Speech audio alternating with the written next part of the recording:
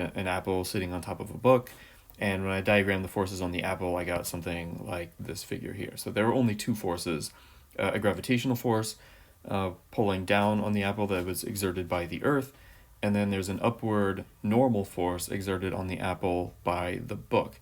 And since the apple is not accelerating, those two forces were equal and opposite. And usually when you are first introduced to normal forces, it's in contexts like this, where the normal force is exactly balancing the force of gravity on some object. And a lot of students get it in their head that normal forces and gravitational forces are just always equal and opposite on some object. So I want to look at another example where that actually ends up not being the case. So I want to look at this figure here where a woman is pushing a box across a flat surface. So I'm going to draw a free body diagram for this scenario showing the forces acting on the box. And first I'm going to make an interaction diagram just so I can more easily identify those forces. So I've got a box here, there's a person pushing the box, and then these are standing on some sort of surface or floor. And then as always, if the scene is taking place on or anywhere near Earth, we have to include that as well. Okay, so the interactions that are taking place, the Earth is going to be exerting gravitational forces on the person and the box. The person and the box are both in contact with the floor, and then the person is also pushing the box, so we have at least this many forces here. All right, I'm going to forego labeling them in this example.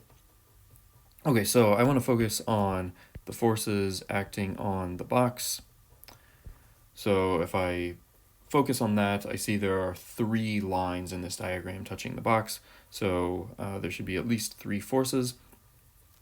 And I'll see if I can squeeze things in over here. So the gravitational force, as always, has to be pointing directly towards the center of the Earth. So maybe something like this. So force of gravity on the box by Earth. Now the woman is pushing on the box, and that force is actually labeled or drawn already in this figure. They're calling it F sub 0, and it is pointing at an angle. So it makes it an angle of theta with respect to horizontal, and it points down and to the right. So on my free body diagram, I need to draw a force that is angled. And just for the sake of making things easier here, I'm going to draw it a whole number of grid lines in each direction. We're not always so lucky.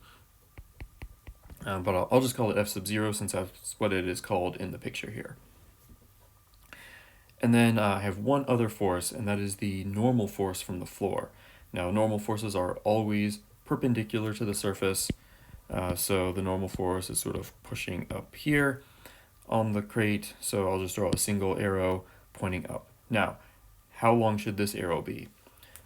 This box may or may not be accelerating. I actually haven't said anything about that yet, but if it is accelerating, it can only accelerate in the direction in which it is moving. In this case, the box is moving along a surface, so it can only be accelerating in that direction since it never changes direction. So that means in the vertical direction, this way, there is no motion, no acceleration, so the forces have to be balanced in the vertical direction.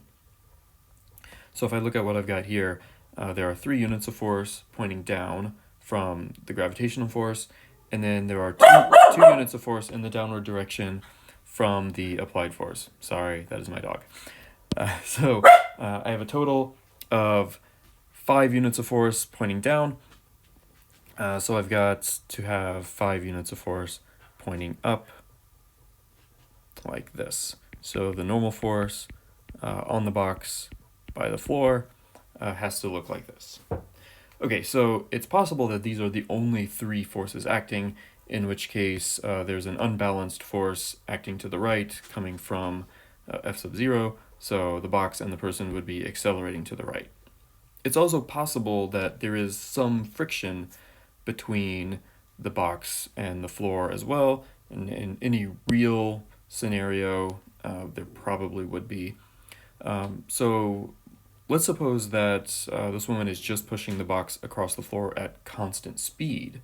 So that's probably a realistic scenario, and that means the acceleration is 0.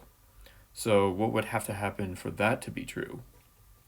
In order for there to be no acceleration whatsoever, the forces have to be balanced in all directions, which means horizontally as well.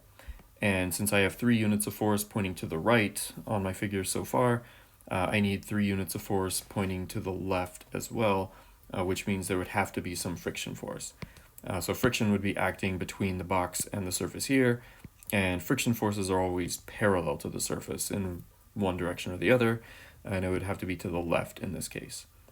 So I would actually go back and modify my interaction diagram here to show one additional force between the floor and the box. So I've got normal force and friction force, both indicated separately here.